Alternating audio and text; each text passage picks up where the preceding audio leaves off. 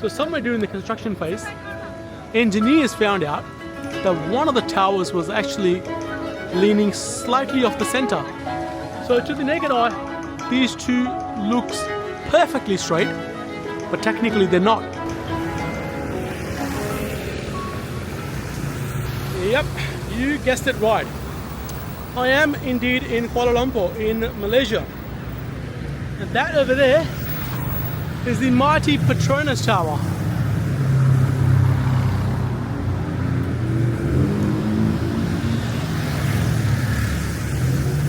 It's a good looking building, right?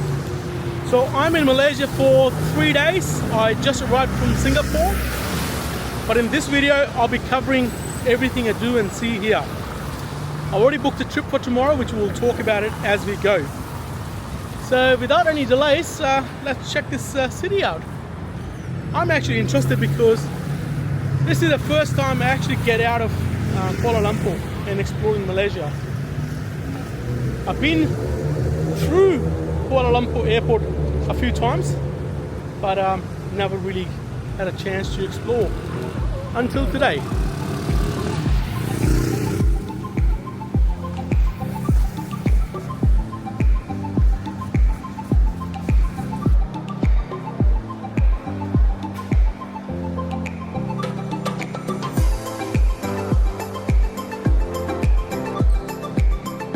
This is Suria KLCC. It's a shopping center that's located at the foot of the Petronas Towers.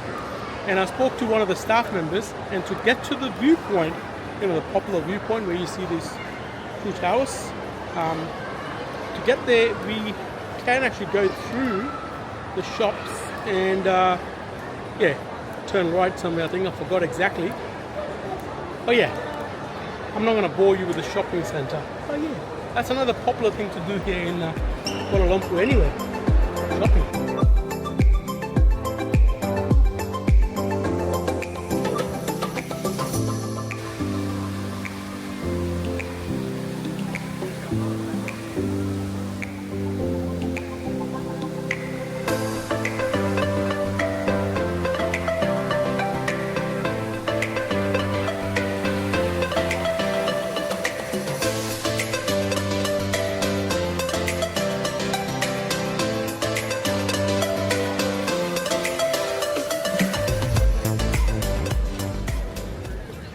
So there's a crazy story about these two towers, which most people don't know.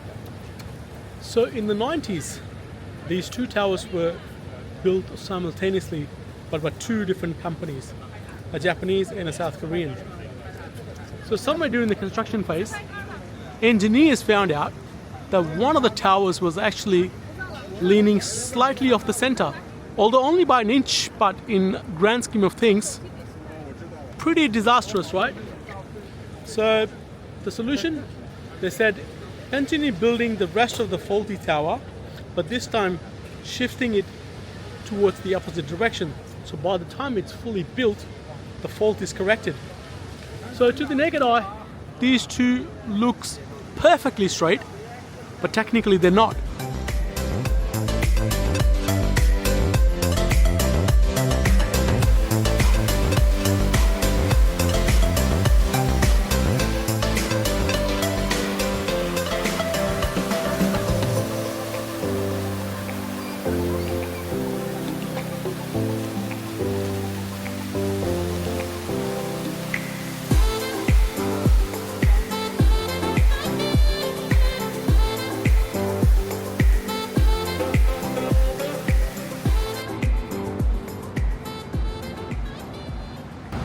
Hopefully I get a good seat, or at least it's a big bus.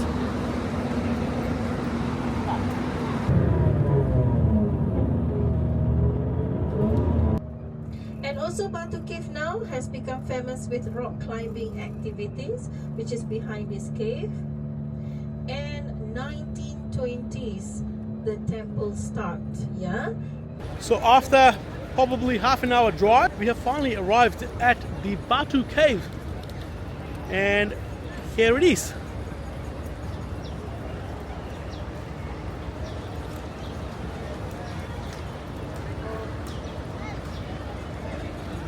So those colorful steps, they are about 272, not about, they are 272.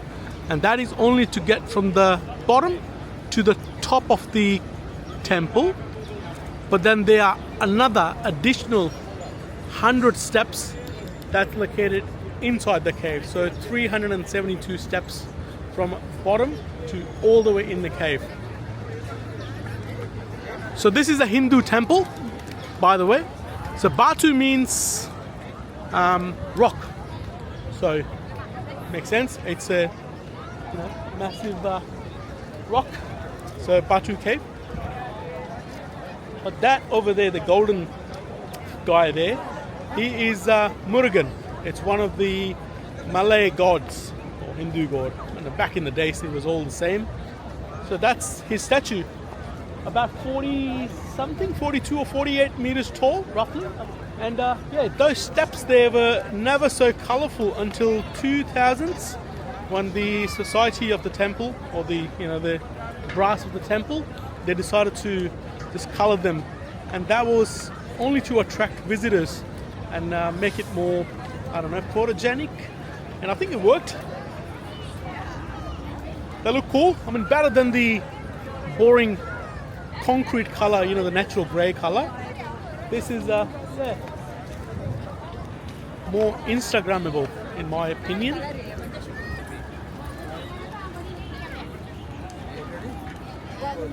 Oh, before I forget, we also may see monkeys, and there's a particular species of monkey here that's called long-tail something, and they're pretty aggressive.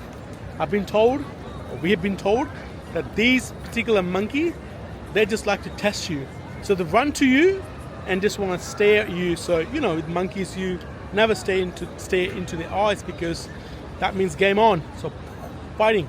So never look at monkey's eyes. Any monkey, but this long-tail, they just do it on purpose. They don't want to do anything, pretty much fucking around with you. They come close to you, run away. Come close to you, run away. But then there are other monkeys, the cheeky ones. They just like to be naughty. If you have food, water, they just want to take it. I'm not sure about my sunnies, because I do remember when I was in Bali a few years ago, one of the naughty monkeys there, he just took my hat. I got it back eventually, but yeah, since then with monkeys, I'm a little cautious. And some of them are, Jesus, they can have a fight.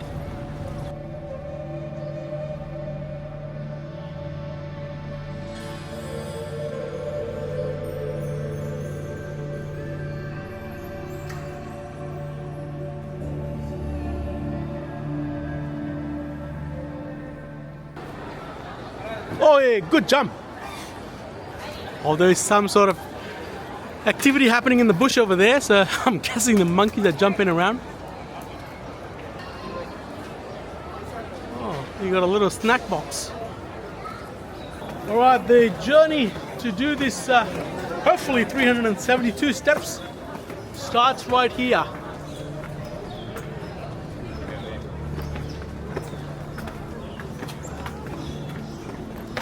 Oh, they're steep, but the good thing is the shade. So it's about 10 o'clock, so the sun's hitting just at the right angle, and it's behind that mountain. Perfect.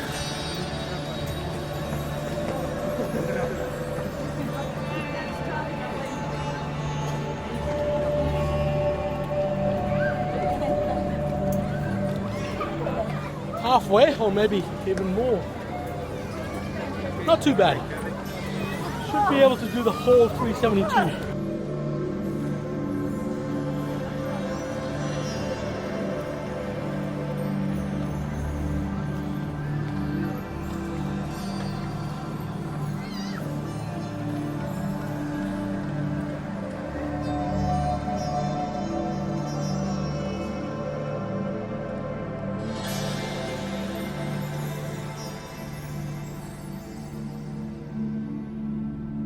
Alright, I'm at the top of this staircase, and just the entrance of the cave. Takes literally 5 minutes if you don't stop, 10 if you taking it easy.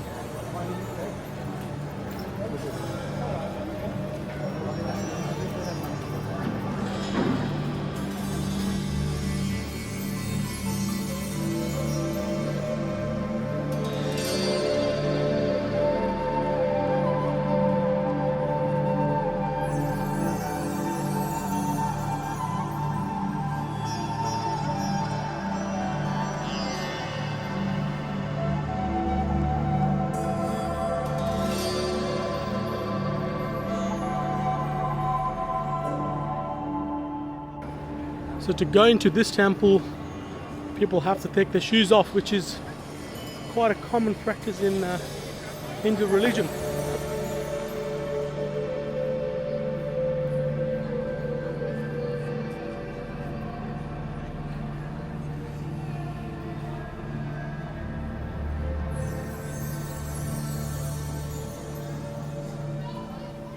Surprisingly, there are actually no monkeys inside the temple, even though there's a lot of food.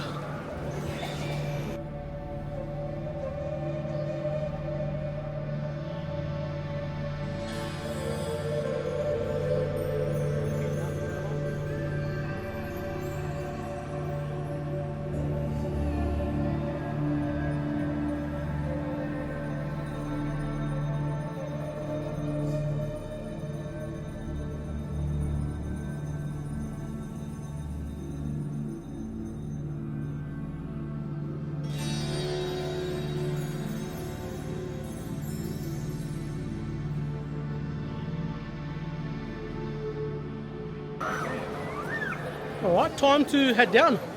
I've got 15 minutes left before I have to be back at the bus for the next attraction, and that is the Genting. Let's get there.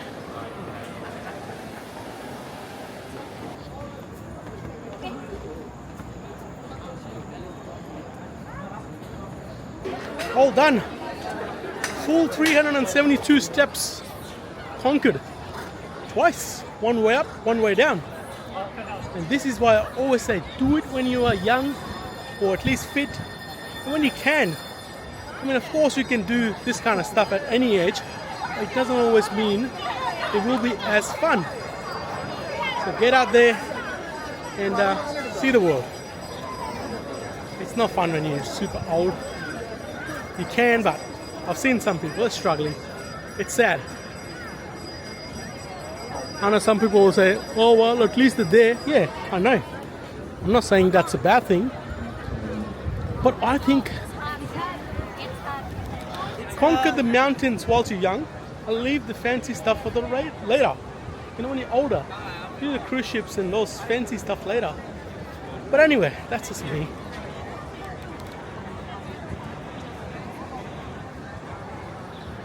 Bye bye Batu.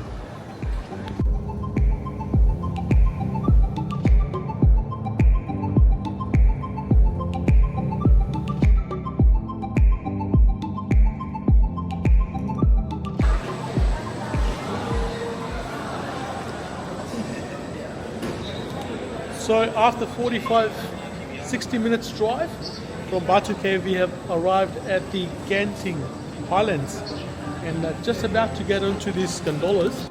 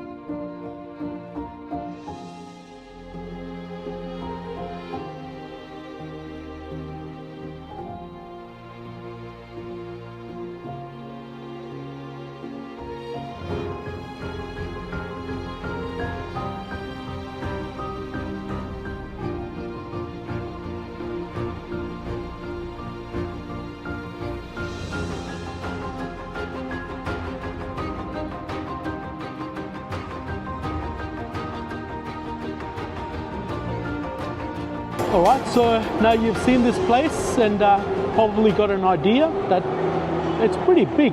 The Genting Highlands, they're actually located on the Mount Ulukali. It was actually founded by a businessman, Lim Go Tong.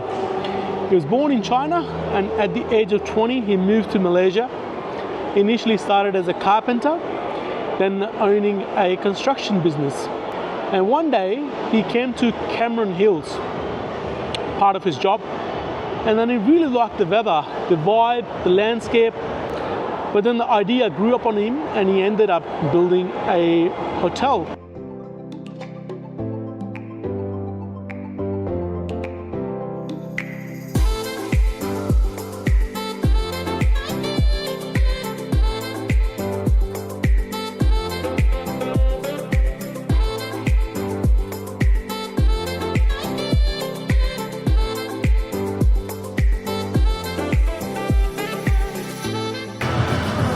Behind that snake is a big casino.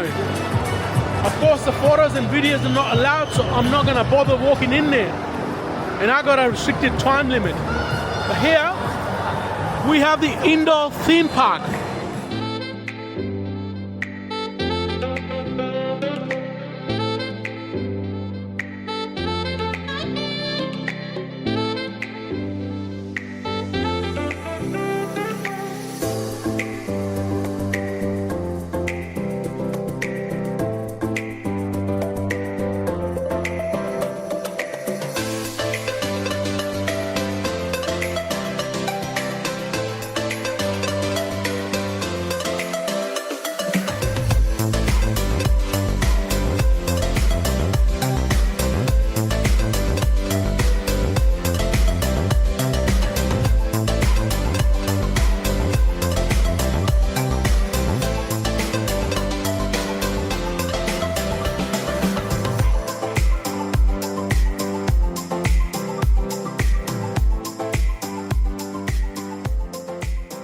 Alright, that was pretty hectic down in the shopping center and the amusement park. But now the next stop is the Swee Cave Temple. Right over there. Built by also Mr. Lim Tong, of course.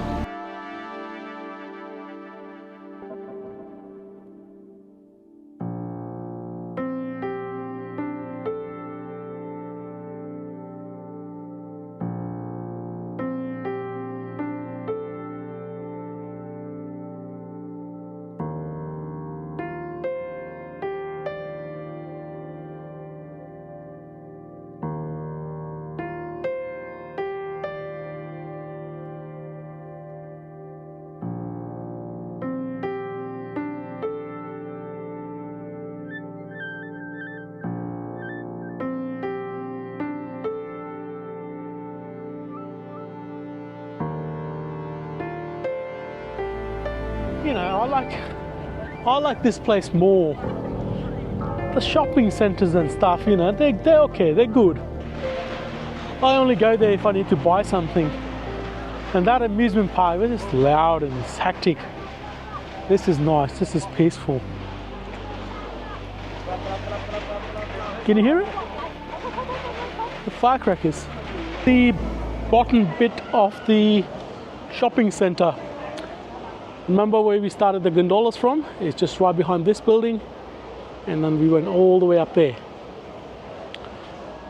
Initially I said the tour, this one, it was $35.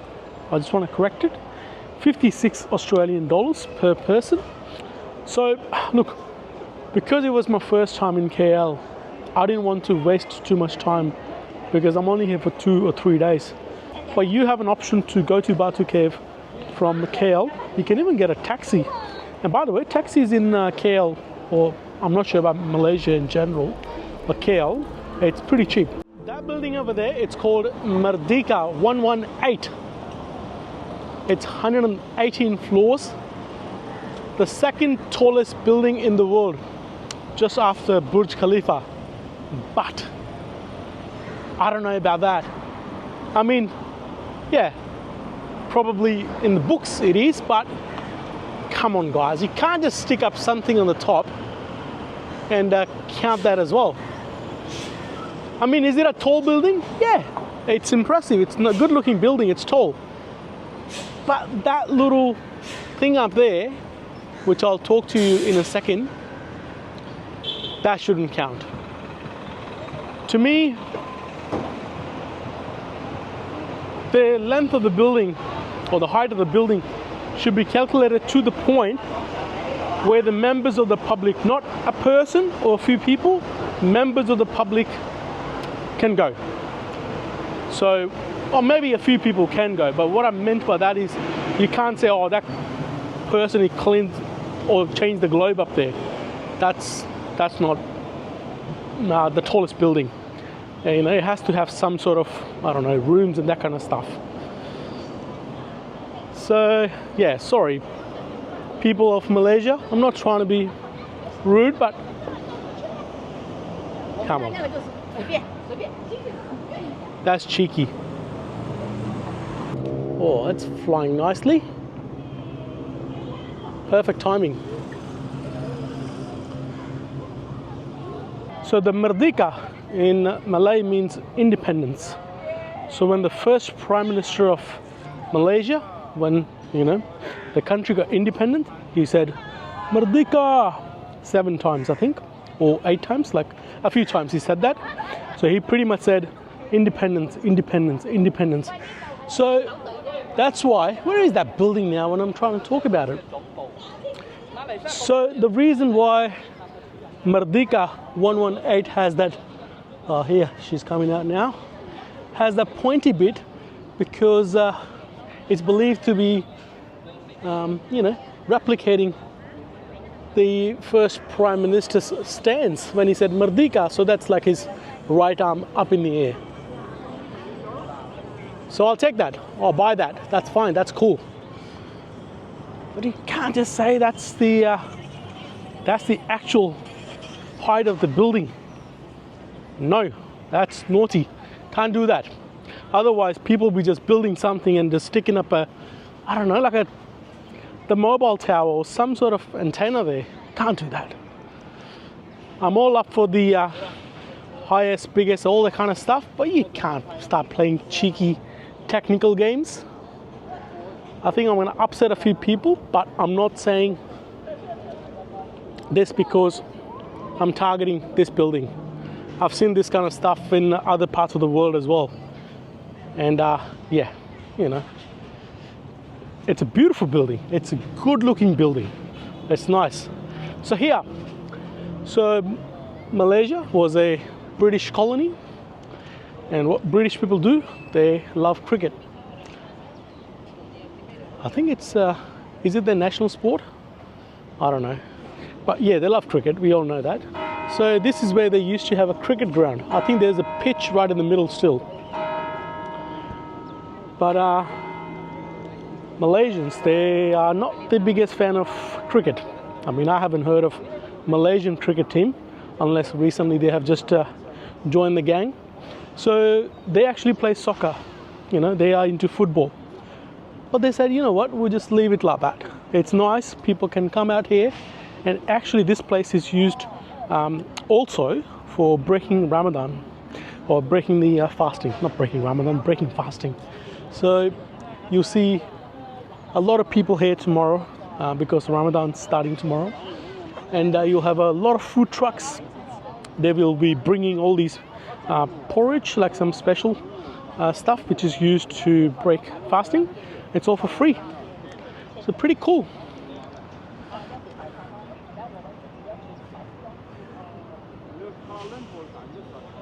I must say I am in love with KL. I haven't been to any other part of Malaysia, and I'm not gonna lie, Malaysia was it was never on my top destinations always, and I had a different point of view.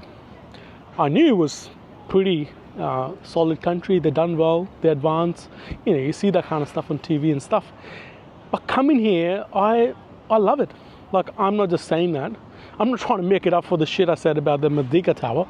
This is my honest opinion, not opinion, my honest thoughts. So I love KL. I wish I had stayed here for longer, but I have to leave tomorrow. But that's fine, because KL is an airport that I use, or Aussies, you know, we on that side of the world, we use this a lot. Singapore, Kuala Lumpur, Bangkok, to travel to other parts of the world. It's pretty much like kind of bang in the middle. So I'll be back. That's what I'm trying to say. Oh, here, see further up there, it says Dataran Merdeka. So Dataran means square, and Merdeka is independence.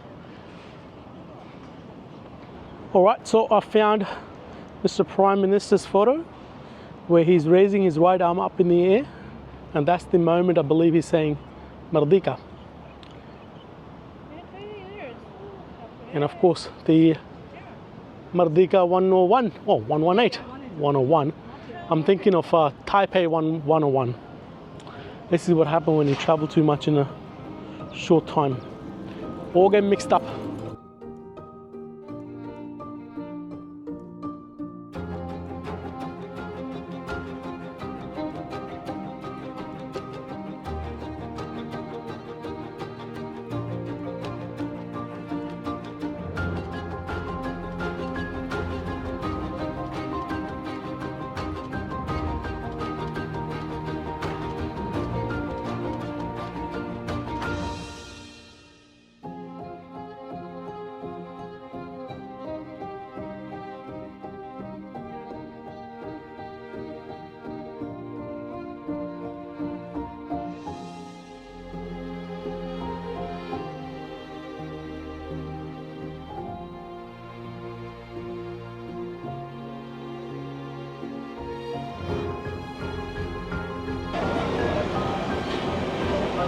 I think you guessed it right.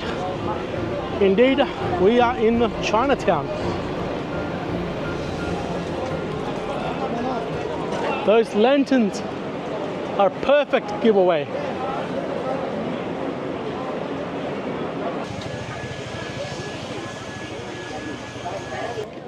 This Chinatown is not as crazy as some others I've been to in the past. It's pretty calm actually.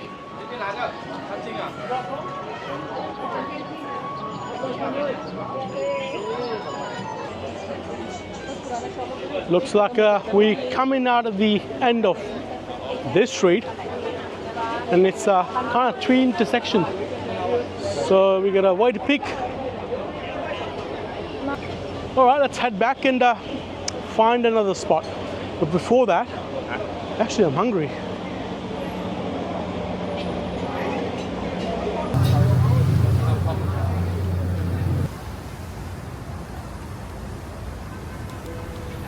And with that, the KL Malaysia, it's all finito, although it was only a short visit.